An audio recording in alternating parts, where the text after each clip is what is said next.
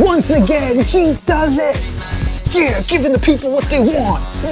What is up, Buck? I am Doug with D&E in the Garage, and I gotta tell you, bud, I love Jeeps, right? I love driving in Jeeps. I love working on Jeeps.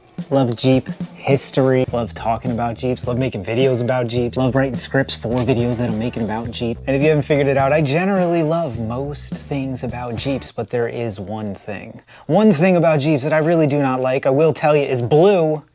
It's probably hanging off the front of your new Wrangler. That's right, today we're gonna be talking about the way in which the Jeep brand is heading or has headed, and some observations that I've made that nobody else is really talking about. And basically, what does that mean for your weekend? Alrighty friends, here we go. If we're gonna have a conversation about where we're going, we're gonna have to first do a little bit about where we've come from, a little bit of Jeep history. I'll do my best as a Jeep enthusiast to keep this brief. If you don't know, Jeep started during World War II. Before the US's involvement, the US government put out a contract for a new light-duty reconnaissance vehicle, and for the sake of brevity, the Willys MB was born out of that process. Willys Overland won the contract. The World War II Jeeps, as you know them, the Willys Jeeps or Willys Jeeps, this is what we're talking about right here. And these Jeeps did so well in Europe and in the South Pacific that when those GIs got home, they said, I can't go back to driving a Studebaker. I'm gonna have to get my hands on something four-wheel drive, and I think it's gonna have to be a Jeep. So what happened was these GIs started buying military surplus, and then Jeep finally said, hey, you want civilian vehicles based on the military ones? We can do that. We have no problem doing that. We would love to do that. Here's the CJ2A, and oh, by the way, you can fit just about any piece of agricultural equipment to the back of it. And what you end up with is the entire American nation suddenly realizes that the fun doesn't have to stop where the pavement ends. In fact, in some cases, the fun starts where the pavement ends. Buy me a Jeep, and they weren't just going for Jeeps.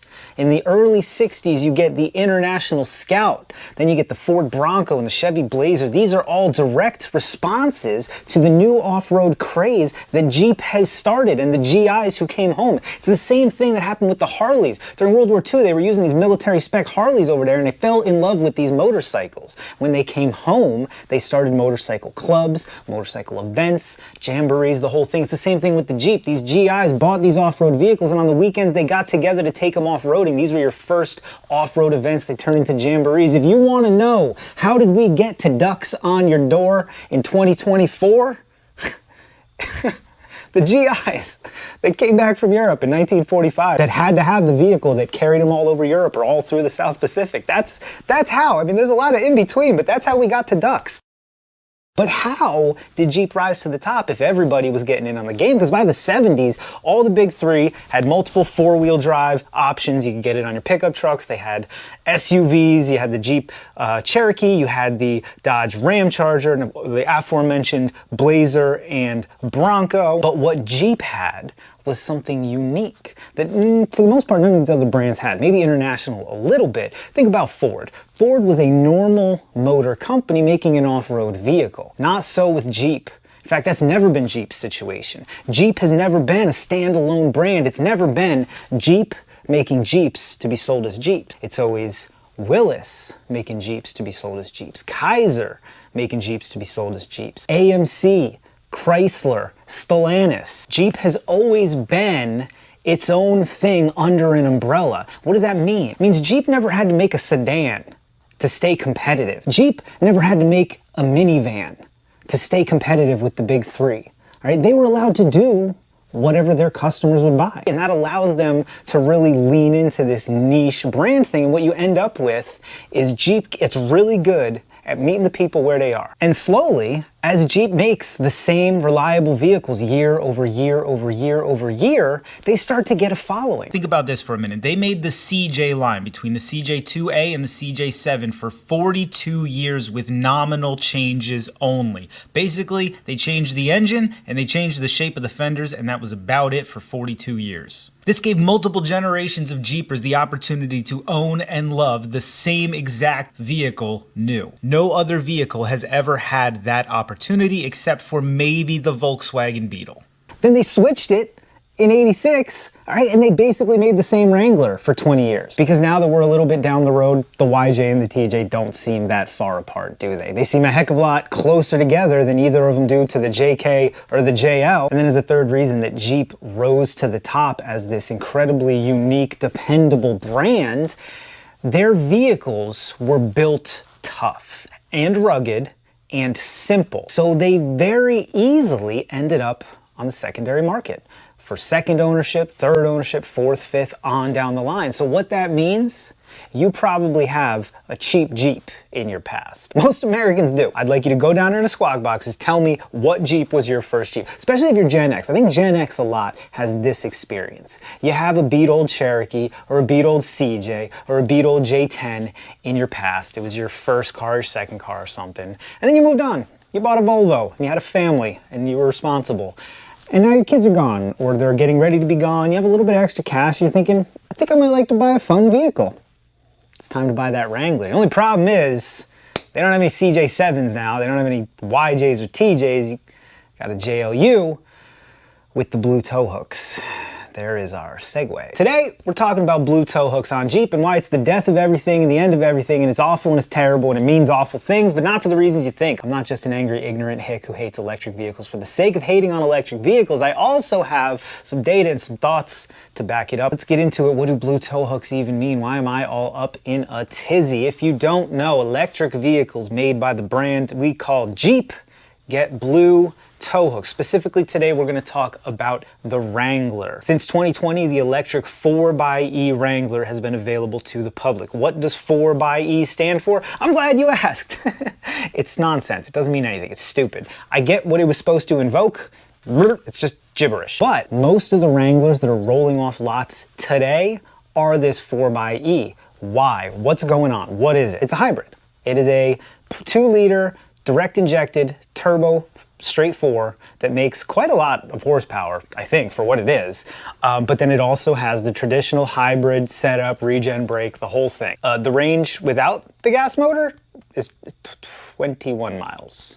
So honestly, 21 miles isn't even enough for me to get fully lost, let alone stick around for a bit and find my way out of it. I don't know what anyone does with 21 miles. Coming in 2028, we'll have the fully electric EV Wrangler, which will be very, very interesting because while the hybrid retains similar weight and weight distribution, the EV is out the window with that. It is not going to be the same Wrangler we know. The weight is going to be greatly increased and the weight distribution is going to be completely different because of the battery and everything. Wonder how that'll be off-road. I don't know. Certainly going to find out. We got a few more years before we have to deal with that. Now, why are there so many Wranglers rolling off the lot with these blue tow hooks as hybrids? Does everybody want a hybrid Wrangler? Is that what the people wanted? Once again, Jeep does it! Yeah, giving the people what they want. America! Yeah! That's not what it is at all. We all know that to force electric vehicles on the people, the governments are strong-arming the OEMs. They tried strong-arming the people. The people are like, I don't really care. Give me all the rebates in the world. I need a car that works. But what they're doing to the OEMs, and it is creeping back a little bit now, but it's been really bad for the past few years, saying by this date you have to be this much electric, by this date you have to do this, even though people don't want them. So Stellantis did something genius. They said, we've got to sell these hybrid vehicles, even though people don't want them. All they want are Ram trucks and Jeep Wrangler. Wait a minute. And then Stellantis made all the Ram trucks and the Jeep Wranglers hybrid. So they're all e-torque 1500 Rams out there and the blue tow hook Wranglers. And that's fine. If you want a hybrid, I want you to have a hybrid. If you want a hybrid Wrangler, hybrid pickup truck, I want you to have that. Don't try to force it on me.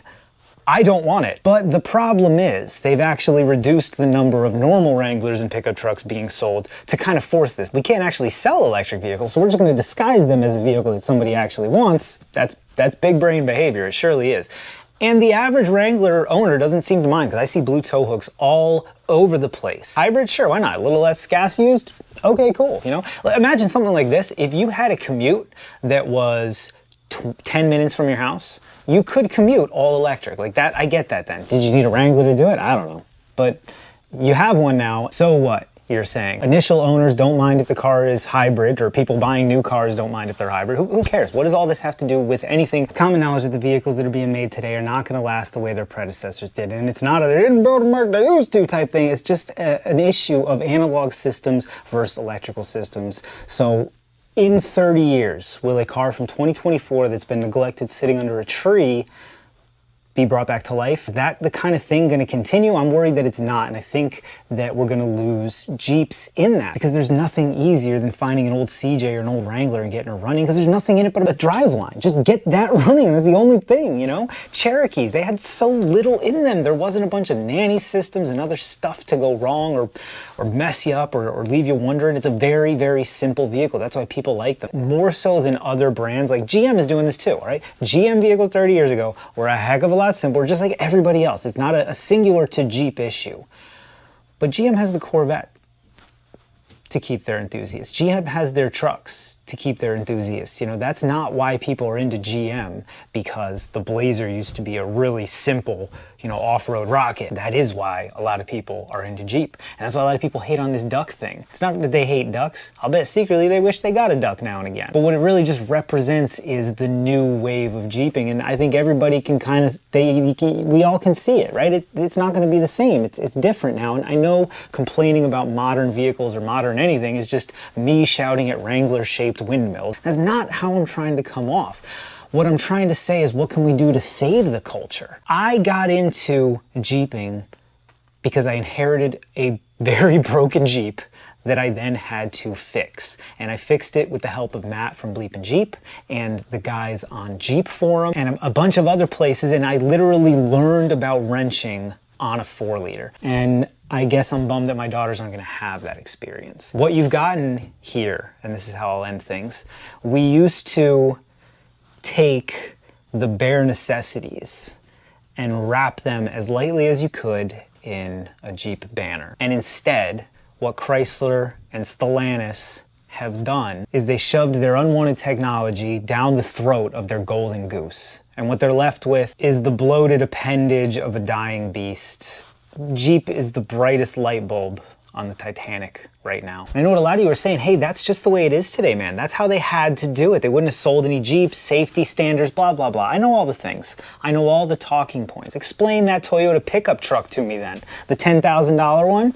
It can be done. It can absolutely be done. Remember when Dodge changed the Ram and they kept the Ram Classic because they knew that old heads that were just drywallers and contractors, they just wanted that same old thing? They can do it if they want to, but they don't want to, because this isn't about selling the most Wranglers, it's about selling the most EVs. And that's the problem. That is the problem. Recently, the great-grandson of Walter P. Chrysler wrote an open letter to the current management of Stellantis begging him to sell him back Dodge, Chrysler, and Plymouth because he felt that they were being absolutely neglected for the Jeep and Ram brand. His grandfather's company was being allowed to die so that Ram and Jeep could live on. That's not the case. It's all contrived. They just figured that Ram and Jeep were the best way to sell EVs that nobody else wanted. And the real bummer there, the real bummer, and the person who's really losing, it's not you and it's not me, because we already got our Jeep experiences. It's my daughter and yours and the future generations that aren't going to get to know one of the greatest brands the way we knew it, the people who truly loved it. All right? A brand that represented the American spirit so well. It was just indelible. American pie, baseball, and an open-top Jeep. It's America, baby. Or it was, and that's unfortunate. So let me know what you guys think, all right? Did you at least enjoy the history at the beginning before we talked all the doom and gloom? Or do you think I'm an idiot? And you think EVs getting into the Wrangler space, the off-road space, is a beautiful thing and the best way for us to keep our brand relevant? Maybe you're one of the duckers. I wasn't getting at y'all. If you got 52 ducks on the dash of your JL with blue tow hooks, and you made it this far without cursing me out in the comments, thank you. Leave me that comment down in the squawk boxes. How do you feel about what I said? And how do you see the Jeep brand going forward, as you're someone who's clearly embracing their current image more so than me, who's, again, screaming at Wrangler-shaped windmills. So if you like the video or related to any of this at all, by all means, leave me a comment down in the squawk boxes. Let me know what you think. Subscribe to the channel. If nothing else, I'd like to say thank you.